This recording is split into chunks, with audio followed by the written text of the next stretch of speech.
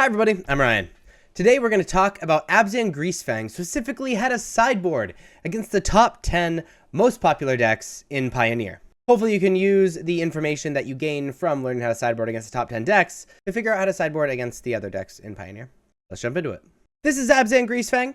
If you want to know how the deck works or any of the card choices or any discussion like that, I talked about that in my deck tech, which was posted before this video, so you can check that out on the channel.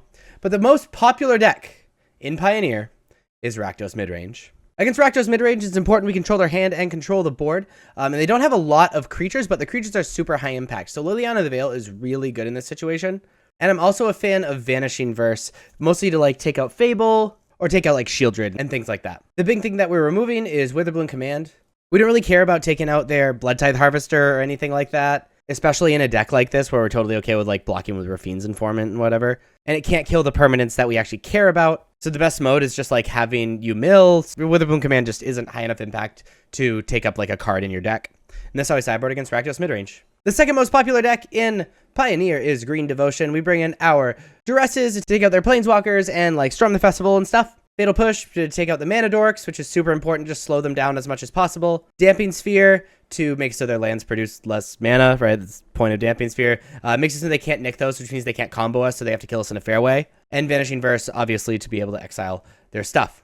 Liliana the Veil is really bad against this deck because often they can just sack a Mana Dork or sack Old Growth Troll or Cavalier of Thorns, which both do things that are positive when they die and are totally okay with having their things dying. We're going to take out a Can't Stay Away. We don't really care about Can't Stay Away living in our deck. We're going to slow them down and try to do our thing before they can do their thing. Going to take a Scrapwork Mutt because because Scrapwork Mutt is never going to apply damage to the board. So the draw discard is only fine. It's fine to shave. A single Vessel of Nascency. Vessel of Nascency can be kind of slow, I think, because it requires 3 mana over the course of 2 turns just to mill stuff or grab something out of your deck. And so often when you're activating Vessel, it doesn't really do as much as you'd want it to do, or it's way too slow and now your opponent's done their thing. So I like just shaving a Vessel because stuff like that is still really important. And we're going to cut to Asika's Chariot. It's always a little scary cutting vehicles in a deck like this, but Asika's Chariot is pretty low impact. I don't think we can cut all of them to keep Greasefang as live as possible, but I think shaving 2 Asika's Chariot is really good. And this is how I sideboard against Mono Green.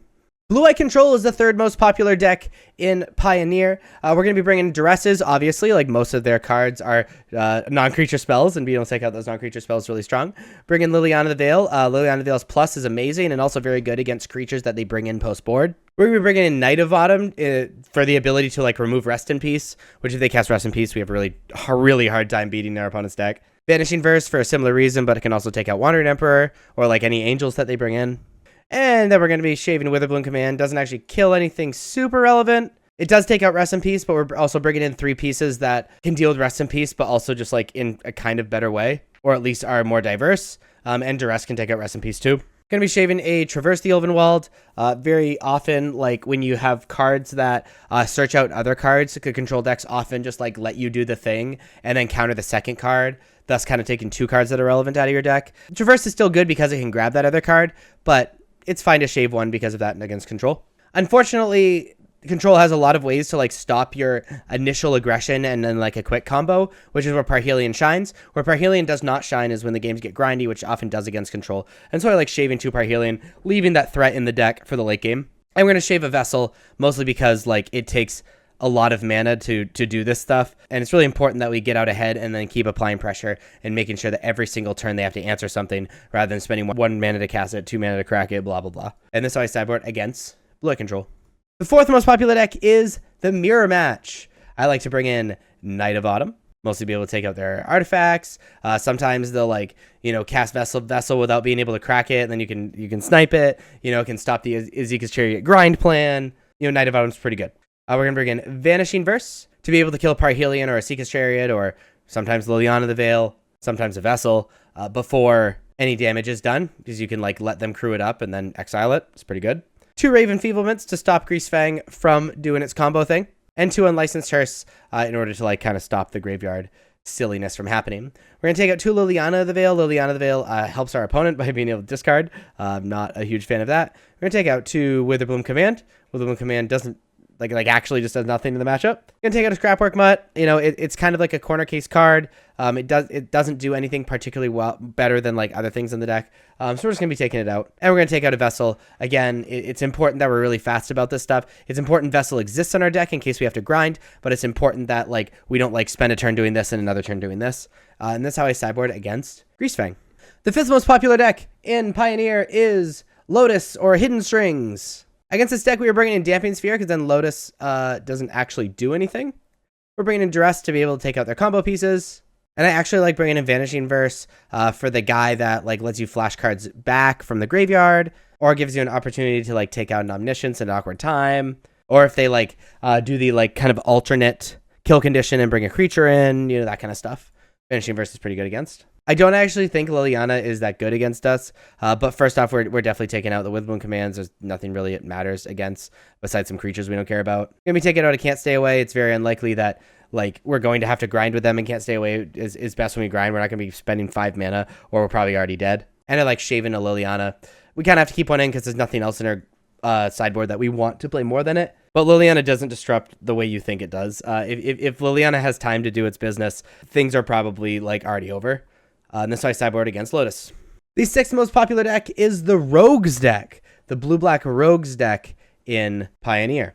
I like bringing in Fatal Push. Obviously, everything costs very little, so you can just like take out all their guys. I like Vanishing Verse because some of them are monocolored. And I'm actually a fan of Liliana against the deck as well, being able to sack their 1 or 2 creatures and maybe even removing counterspells from their hand with the plus. I think fighting through their counter magic is going to be kind of difficult, so I like shaving a Parhelion because I think nutting out on them is pretty unlikely, and fighting through their counter magic is more important. And Parhelion they don't have to worry about until it's in the graveyard and you don't actually have to cast it. And by the time you have your combo resolve, Parhelion's going to be in the graveyard. And take out a Traverse the Overwhelmed for similar reasons we take one out when we play against control. And we're going to take it with a Witherbloom command because it only actually kills one of the rogues in our opponent's deck, and that's only before our graveyard fills up. So I sideboard against rogues. The 7th most popular deck is Creativity. Against Creativity, we're bringing in Duresses to stop the creativities. By the way, it's Magma Opus Creativity. Just BT dubs is the 7th most popular deck. We're going to bring in Liliana to be able to just like put pressure on their hand over time. I like taking out Unlicensers to like kind of stop the Torrential Gear Hulk from actually being good. And I think it's about just comboing faster than our opponents. We want to shave on a bunch of the slower cards, or cards that almost definitely won't matter. And I also like shaving on Witherbloom command. It can take out something their creativity, but meh. I think it's relevant to be able to mill and just like hit your land drops with it though. So we're keeping one in. And that's why I sideboard against Creativity. The 8th most popular deck is Mono Red, which is making a comeback, which is kind of cool. Against Mono Red, we're bringing in Fatal Pushes. We are bringing in Knight of Autumn to be able to game life and have a blocker. It's so good. And we're going to be taking out a bunch of the slower cards and cards that are like kind of just bad. There's Thoughtseize. Thoughtseize dealing damage to ourselves. Not great. That's why I sideboard against Mono Red. The 9th most popular deck is Azorius Spirits. This is the Mono Blue Spirits deck, splashing white for Spell Queller. Against that deck, we are bringing in a Fatal Push. We are bringing in Vanishing Verse, all very, very good removal. We're bringing in Ray of Enfeeblement. Taking out the Spell Queller with one card is, in fact, that important. And we are bringing out 4 Thoughtseizes. We need to be dealing with what is applied to the board, not necessarily what is applied to the hand. And I like shaving a Scrapwork Mutt. It's just not doing much as a 2/1. Anything can block it, and it's not blocking anything. And this is how I sideboard against Azorius Spirits. And the 10th most popular deck is Mono White Humans, which is one of my favorite decks. Obviously, against the deck, you are bringing in 2 Fatal Push. You're bringing in the Ray of Enfeeblement, all very efficient removal against the deck. Vanishing Verse, decent removal against the deck. Obviously, we're taking out Thoughtseizes. There's an argument to keep it in Thoughtseize because of like Adeline in your opponent's deck, or like Rest in Peace. I definitely don't agree. Like we can deal with Rest in Peace after it already like enters with like Witherbloom Command and Vanishing Verse and stuff. And I'm cutting a Can't Stay Away because it's really important we do our thing quick. We don't have time to like do the Can't Stay Away silliness. That's why I sideboard against Mono White. So there you have had a sideboard with Abzan Greasefang against the top 10 most popular decks in Pioneer. If you like this video and want to see more videos like this, please be sure to like and subscribe. Let me know what you thought down in the comments, and check me out on Twitch as well and other social medias. Links are above me and in the description. Thank you so much for watching. I'll see you next time. Bye-bye.